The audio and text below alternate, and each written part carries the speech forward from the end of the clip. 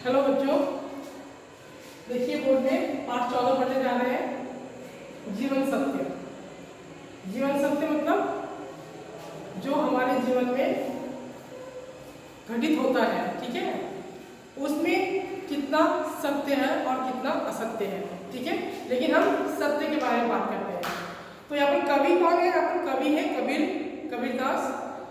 ये उनके दोहे हैं और यहाँ पर 4-5 दोहे हैं। किस किस के ऊपर? नीति के ऊपर है, प्रेम के ऊपर है, गुरु महिमा के ऊपर है और सुमिरन के ऊपर है, ठीक है।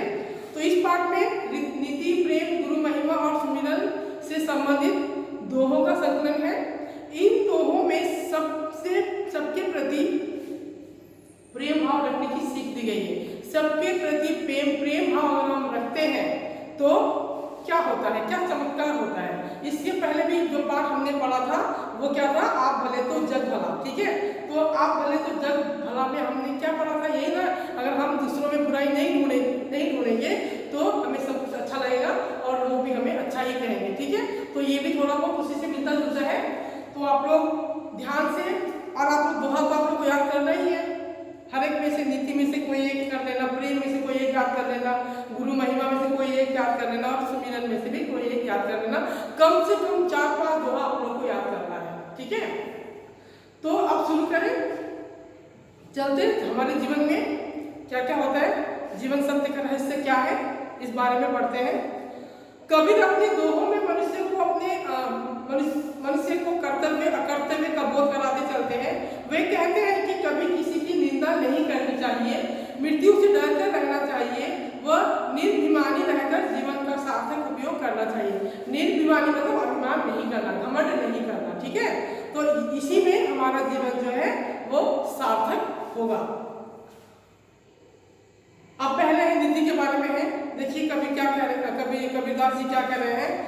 तिनका कबहु न नींदिए जो पाए तर होए, कबहुक उड़ी आखिन परे पीर घनेरी होए। कबीरा गर्व न कीजिए काल गहे कर केस, ना जानो कित मारी है क्या घर क्या परदेश। रात गवाई सोए कर दिवस गवाया खाए, हीरा जन्म अमोल था कौड़ी बदले जाए।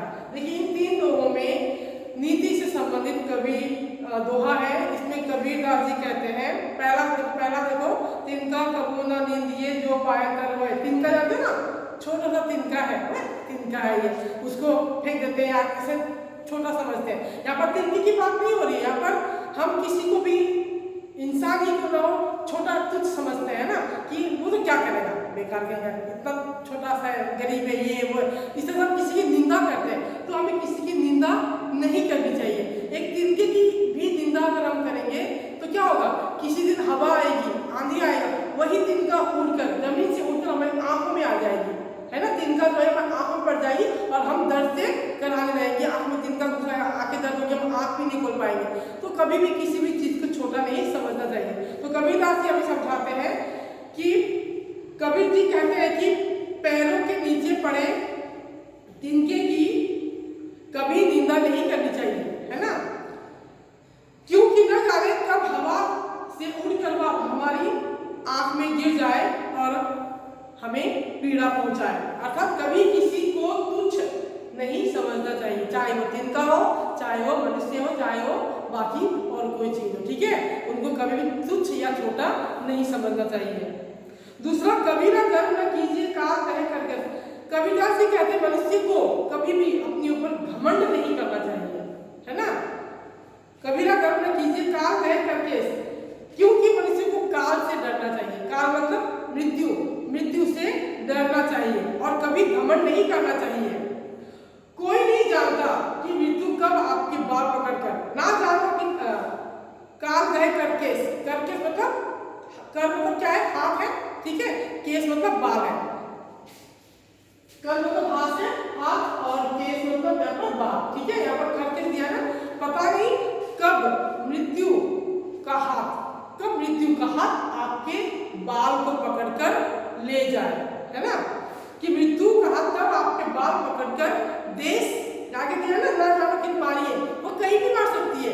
देश में, प्रदेश में, गांव में, शहर में, कहीं भी किसी के माथे पर ये नहीं लिखा है कि तुम तुम्हारी मृत्यु तुम्हारे गांव में होगी, तुम्हारी मृत्यु प्रदेश में होगी, तुम्हारी मृत्यु इस जगह पे होगी, कहीं किसी के माथे पर लिखा नहीं है, वो कहीं भी किसी भी जगह पर हो सकता है। ठीक है, तो इसीलिए कबीरदास जी कहते हैं कि मनुष्य को काल से डरना चाहिए और कभी घमंड नहीं करना चाहिए।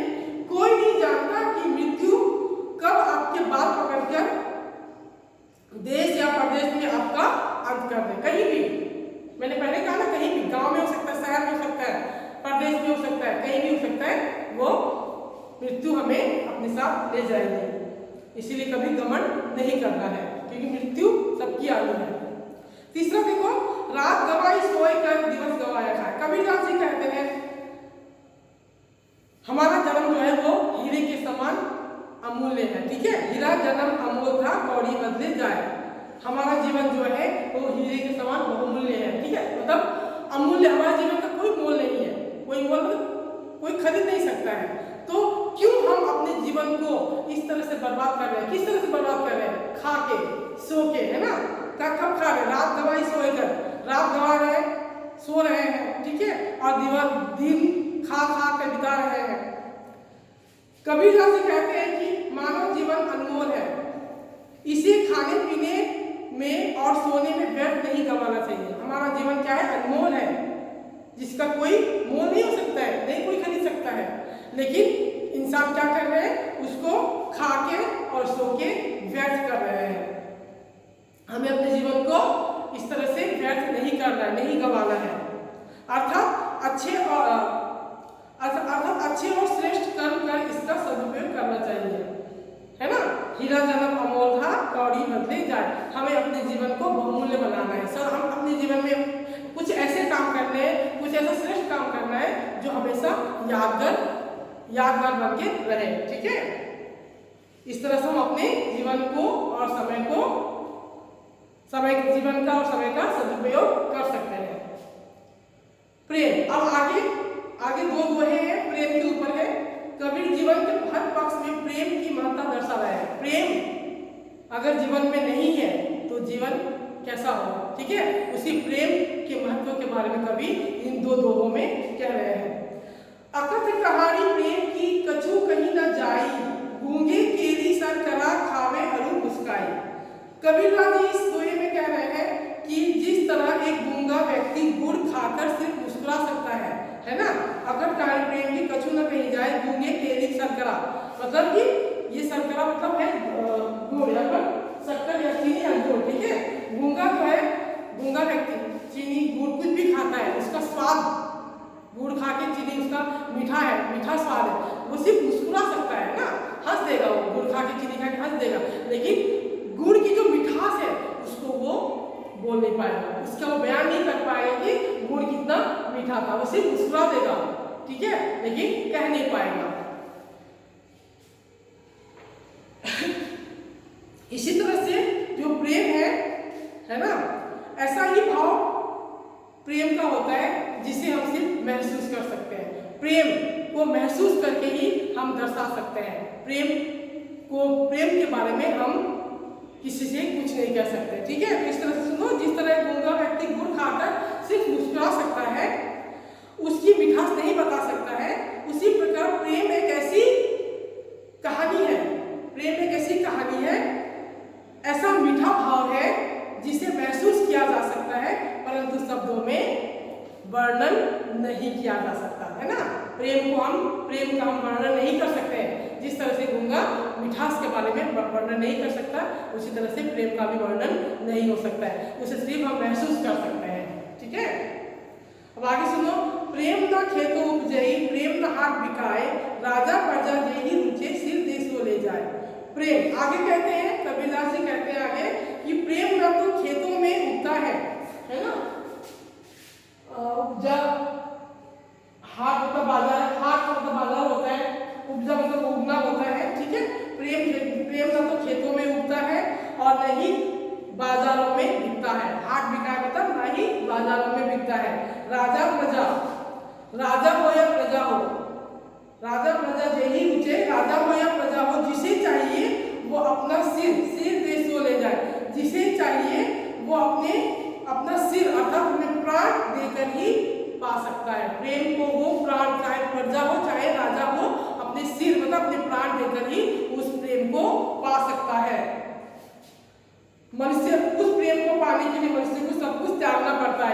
प्रेम पाने के, प्रभु का प्रेम पाने के लिए, ठीक है, मनुष्य को अपना जीवन तक त्यागना पड़ सकता है।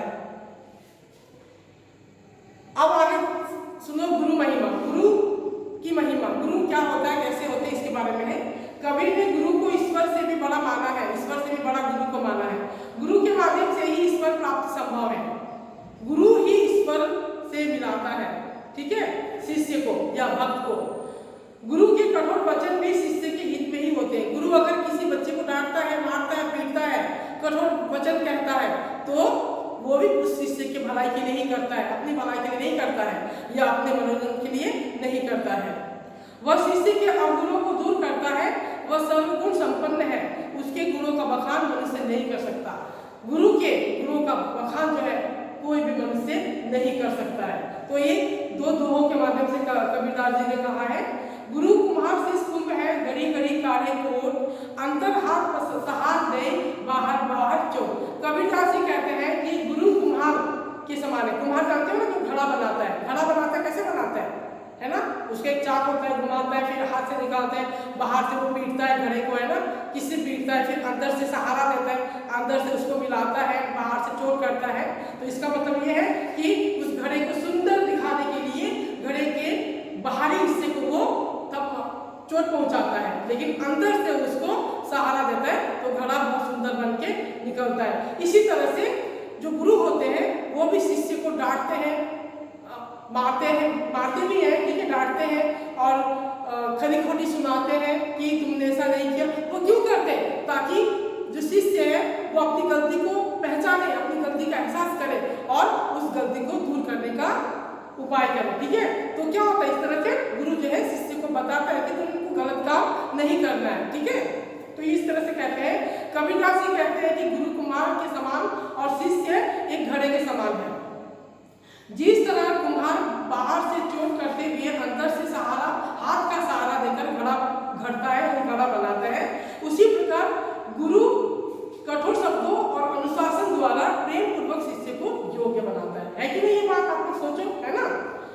अभी आप लोगों ने कितने सारे बच्चों ने काम किया है, नहीं किया है, हम लोग चेक करने के लिए कॉपी मंगाते, सारे बच्चे देते नहीं, लेकिन स्कूल में होता तो क्या होता, मारते पीटते डांटते पनिशमेंट देते तो काम मिलता, है ना। तो किसी न किसी प्रकार से बच्चे जो है काम करके दिखाते। तो इसी को उदाहरण मान के चलो आप लोग आगे सुनो। और दूसरे दोहे में कबीरदास जी क्या कहते हैं, सब धरती कागज करूं, लेखनी सब बन रहा, सात समुद्र की मसी करूं, गुरु गुण लिखा न जाए, ठीक है। बन रहा का मतलब है हाथ बदल हो गया, अमोल अनमोल काल मृत्यु गए पकड़े गए, तेज बार पीर पीड़ा गलेरी ज्यादा अनु और संकर नहीं। यहाँ पर कागज मतलब कागज है, बन रहा मतलब जंगल है, ठीक है, कागज मतलब कागज। तो कह रहे हैं कि सारी धरती को, कबीरदास जी कहते हैं उनके अनुसार, कबीरदास जी के अनुसार गुरु इतने गुणवान होते हैं कि उनके गुणों को लिखने के लिए, किसके गुणों को, गुरु के गुणों को लिखने के लिए पूरी धरती को कागज बनाकर, है ना, कागज सब धरती कागज को, पूरी धरती को कागज बनाकर जंगलों, लेखनी सब बन रहा है, और जंगलों को लेखनी बनाकर, जंगल मतलब जंगल में पेड़ पौधे होते हैं ना, बांस तिनका वगैरह होता है, उनके बारे में बात हो रही है।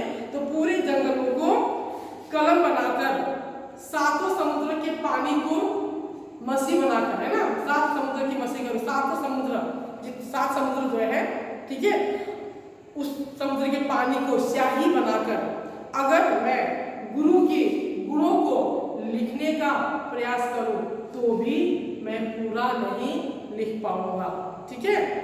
सारे जंगलों की कलम बनाकर सातों समुद्र के पानी को स्याही बना लिया जाए तो भी गुरु महिमा पूरी नहीं लिखी जा सकती। हम गुरु के बारे में पूरा नहीं लिख सकेंगे, ठीक है। तब आप आते हैं सुमिरन पाठ पर। सुमिरन मतलब याद, ठीक है। दुख में पड़ा व्यक्ति ईश्वर का स्मरण करता है, पूजा भजन कीर्तन करता है, परंतु सुख आते ही वह ईश्वर को भुला बैठता है। ये इंसान की फितरत है, ठीक है। दुख में हम भगवान को राम राम राम करते हैं, भगवान ये करो वो करो करते हैं, लेकिन जैसे सुख आता है तो हम भगवान को भूल जाते हैं कि भगवान को हमने कभी प्रार्थना भी किया था। ऐसा नहीं करना है, हमें एक समान दुख हो चाहे सुख हो, एक समान भगवान की भक्ति करती रहनी चाहिए।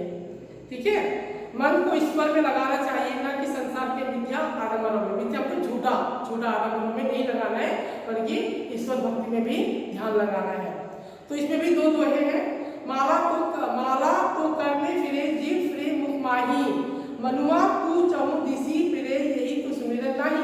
तो कभी कहते हैं कि माला हाथ में लेकर, कर मतलब हाथ है, मैंने दिया दिसी मतलब दिशाएं हैं, चहु मतलब चारों ओर है, मनुआ मतलब मन है। ठीक है, मनुआ मतलब मन है, दिसी दिशाएं, चहु चारों ओर, कर हाथ। तो यही कह रहे हैं कि माला हाथ में लेकर फेरने से और मुख से जीव फिराकर कीर्तन भजन करने से, ठीक है, जीवी फिरी मुख माही, जीव से कीर्तन भजन करने से प्रभु भक्ति नहीं होती है।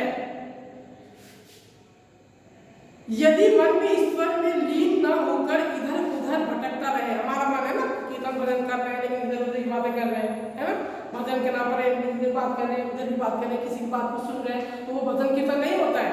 उसका मन जो है वो भजन कीर्तन में नहीं है, यहाँ वहाँ की बातों को सुनने में उसका ध्यान लगा हुआ है। ठीक है, तो वो ईश्वर भक्ति नहीं होता है, प्रभु भक्ति नहीं होती। यदि मन से ईश्वर में लीन न होकर इधर उधर भटकता रहे, अर्थात इधर ईश्वर को सुमिरन करने के लिए मन को मिथ्या आडंबरों से हटाकर ईश्वर में लीन रहना चाहिए। ठीक है, इधर उधर की बातों से हमको ध्यान हटाना है, झूठे आडंबरों से, अंधविश्वासों से हमें मुक्त होना है, और तब हम जाकर ईश्वर का ध्यान कर सकते हैं। इस तरह से हमें इधर उधर की बातों में ध्यान नहीं लगा करके, बल्कि सिर्फ ईश्वर पर ही ध्यान लगाना चाहिए। ठीक है, अब देखो दूसरा दोहा जो है, दुख में सुमिरन सब करे सुख में करे न कोय, जो दुख में सुमिरन करे दुख काहे को होय।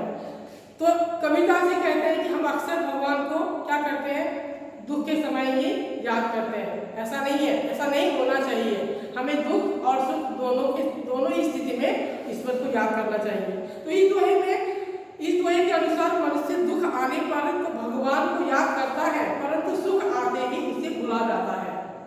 यदि हम मनुष्य सुख में भी भगवान को याद करें, भगवान का स्मरण रखें, तो दुख आएगा ही नहीं। ठीक है, तो हमें सिर्फ दुख में ही भगवान को याद नहीं करना है, सुख में भी हमें भगवान को याद करना है। ठीक है, और हाथ में माला लेकर भगवान को याद करने से कोई फायदा नहीं है। हाथ में माला ले जीव से कीर्तन कर रहे हैं। ठीक है, मन हमारा जो है आगे दिया ना, मनुआ तो चलो दिशा, हमारा मन चारों दिशाओं में नहीं, क्या मैंने इधर बात करते उधर बात करते, पीछे कौन क्या करे, हमारा मन जो चारों दिशाओं में घूम रहा है। तो इस तरह से जो है ये तो भगवान को याद करना नहीं हुआ नहीं। भगवान को याद करने के लिए हमें इन सब हरकतों को छोड़ना होगा। तो इन सब हरकतों को अगर छोड़ देंगे तो हमारा ध्यान अपने आप ईश्वर के प्रति हो जाएगा। ठीक है, तो ये दोनों जो दोहा है 4 प्रकार के, ठीक है, 4 चीजों के बारे में कबीरदास ने लिखा है, नीति, प्रेम, गुरु महिमा और सुमिरन। आप लोग जरूर याद करो, कम से कम 5 दोहा आप लोग को याद करना है, जो भी आपको आसान लगे। ठीक है, उसको याद कीजिएगा, और इसका अर्थ जो है भावार्थ में लिखवा दूंगी कॉपी में, और तब आपको और आसानी से समझ में आ जाएगा। वैसे समझना नहीं है, समझ में आ गया होगा। ठीक है, एक बार आते हैं माइंड मैप की तरफ। देखो माइंड मैप में क्या है, प्रेम, सबके प्रति प्रेम का भाव रखना। गुरु महिमा, आदर्श मनुष्य को गढ़ने से गुरु की भूमिका कुम्हार जैसी, गुरु की महिमा का वर्णन असंभव है। सुमिरन, मिथ्या आडंबरों से हटकर मन ईश्वर में एकाग्र करना, सुख दुख में ईश्वर का स्मरण करना। नीति, दूसरे की निंदा न करना, अभिमान न करना और समय का सदुपयोग करना। ठीक है, तो ये पाठ, इसमें कुछ कठिन शब्द नहीं है, ऐसे दिया है, कबहुक, गवाई, कहानी, काढ़े, फिरई, मनुआ और सुमिरन, इसमें दिया आपको पेज 133 में। तो अब ये पाठ यहीं पर खत्म करते हैं। Thank you.